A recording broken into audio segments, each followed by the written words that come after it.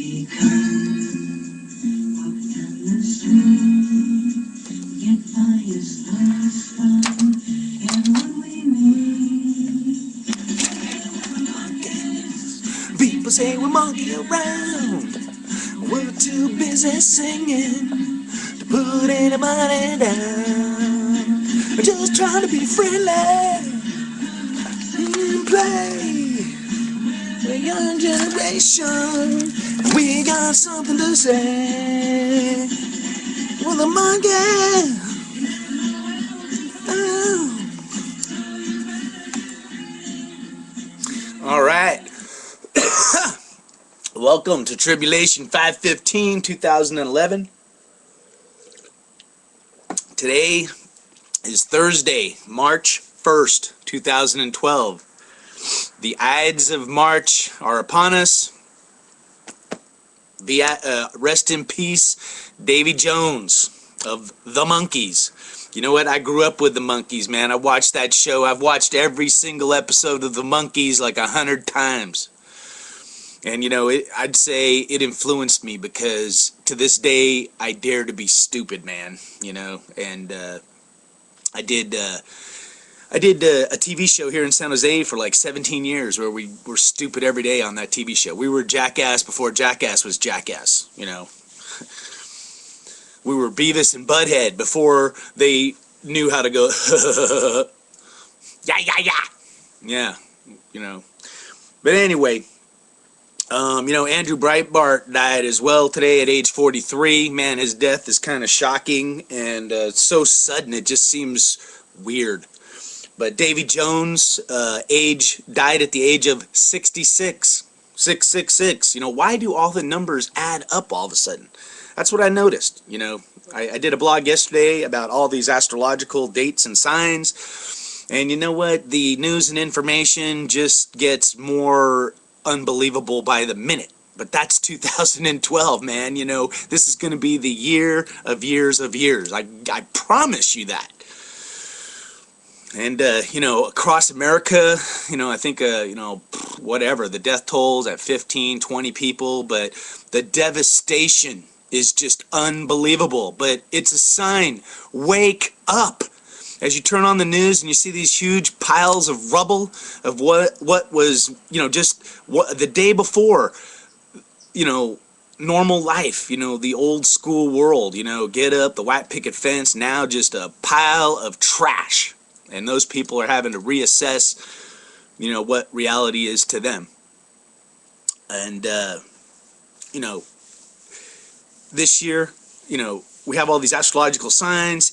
For some reason, everything is like times 10. You know, I think like there's 5 Friday the 13th this year, which is unusual.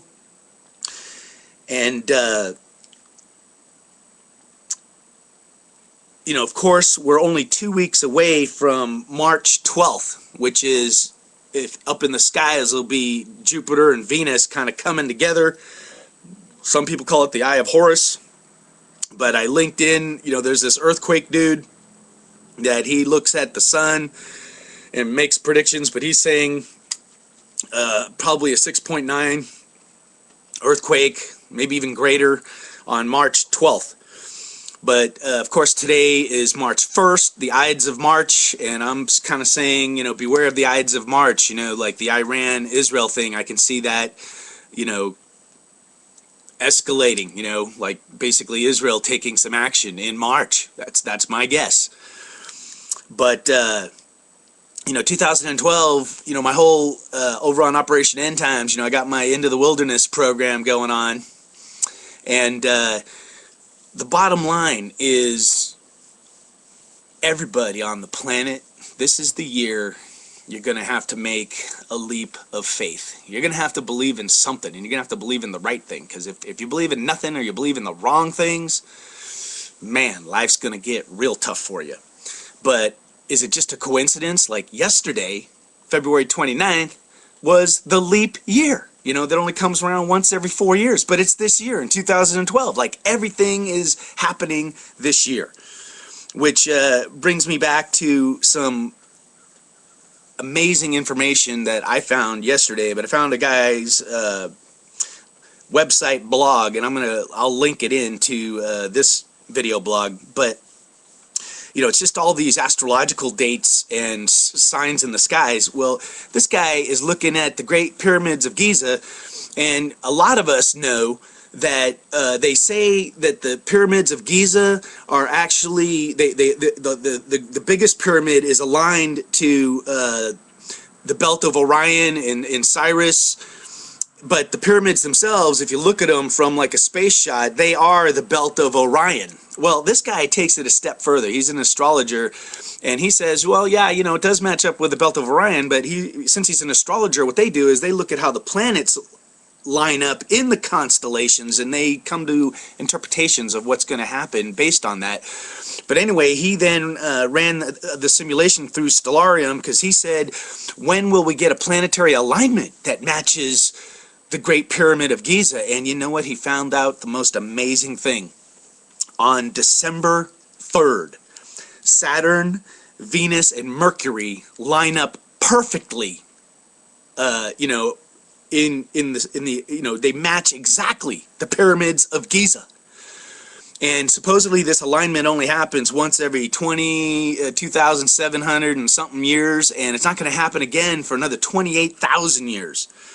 So I think it's just kind of mind-blowing, because even if you use the belt of Orion is now orientated in the sky to match up with the pyramids. But now this guy, using the planetary alignments, he's actually calculated the day and the hour, which is 5 a.m. Egyptian time on 12/3, that Saturn, Venus, and Mercury will line up in perfect alignment with the Great Pyramids and with the belt of Orion on top of it all. So, you know what? This is the year. Like something crazy is going to go down in December, and December 3rd is only 18 days before December 21st, 2012, which is the day the Mayan calendar runs out.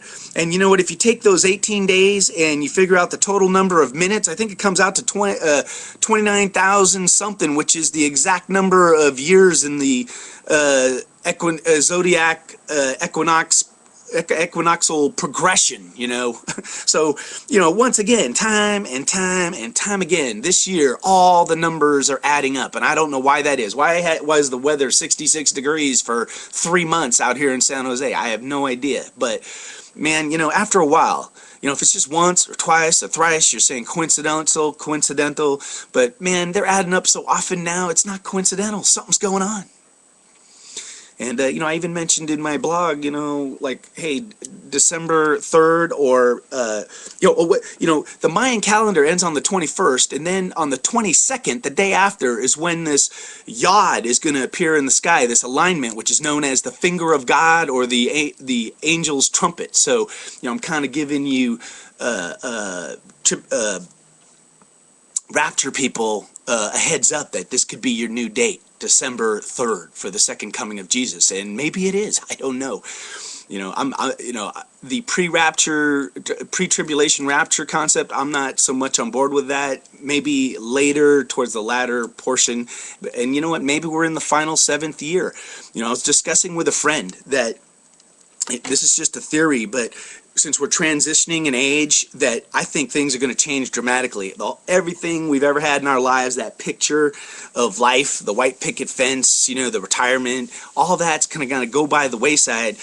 And, what's going to be the new future, that's what people are going to have to figure out. I'm starting to get a vision of it, but you're going to have to go over to Operation End Times for that stuff. But the point being is, a little bit of what's happening, I think, could be literally time itself is going to change, because time is based purely on the moon, the sun, and how everything spins through the universe. And if that changes, time changes. And how we measure time changes. So I think, as we're going through this transition period in 2012, as strange as it is, I think we're going to have these like time fluxes, where time could either be speeding up or slowing down, And already there was an article about how Venus is slowing down for some reason. So I just think time, it's not a constant this year. There's going to be days where you're thinking, man, crap's taking forever. And then there's going to be days where stuff's happening so fast, you're thinking, slow down, what's going on? So that's just my theory, that there's some kind of a time warp going on as well this year, that it's going to keep progressing. And maybe it's just those of us that are moving, that are seeing the future, that we're experiencing this. I don't know. Things are weird. But anyway, just a final note, the tribulation, you look at that tornado damage and the big earthquake prediction coming up for the 12th. I'm telling everybody, be prepared, man. Do the right things. Have a couple weeks of food and some water, some batteries, and be prepared to let go of things. Don't cling on to things. Like your life, your health is more important, your family, than any material possessions you have, or job, or insurance plan, or paying back any debts you got. You know what? America can't pay back any of their debts. None of these other countries can pay back their debts. So you know what? If you're up to your ass in debt, don't worry about it, man. The world's gonna change, and none of that's gonna matter anymore, man. It's gonna be a huge jubilee, man. Like, debt everywhere is gonna be just, that's a concept of the old world. In the new world, there's not gonna be any debt, because there's not gonna be any of the banking or the money in itself is just a con job. It's someone giving you a piece of paper saying it has some kind of value, and you know what? Money basically has no value. You could wipe your butt with it, maybe, but that's why we got our government printing dollars every day, and inflation and devaluation is a constant now, and there's no turning that around. Even if Romney gets elected or whoever, it doesn't even matter at this point. There are bigger things going on in the world. So, my final note, it's a little bit of a religious concept, but for the age or 2,000 years or whatever, you know what? We've been trying to build a world and a society that doesn't need God.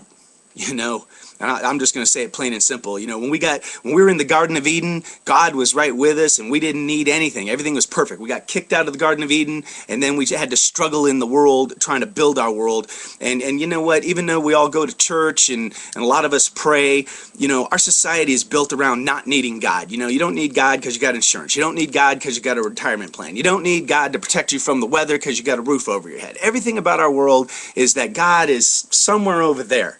And that's all going to change, because it's all about finding your one-on-one relationship with God. And no pyramids of power, no pope and 100 layers of priests between you and God. Jesus said no, it's just you and your relationship with God, man. You talk directly to him, and that's what the future belongs to. The future. And any of these religious movements where they're trying to dictate how God wants you to act, or there's some pyramid of power through a priesthood, you know what? That's all rubbish. Just like governments, you can't design a perfect government here on earth, whether it's democracy, or republic, communism, socialism, dictatorship, fascism, all of it. In the long run, it accomplishes the same thing: failure, doom, where a select few benefit and everybody else suffers, and that's all gonna change. That's the power shift that's coming, the pole shift that's coming, as the world gets turned on its head.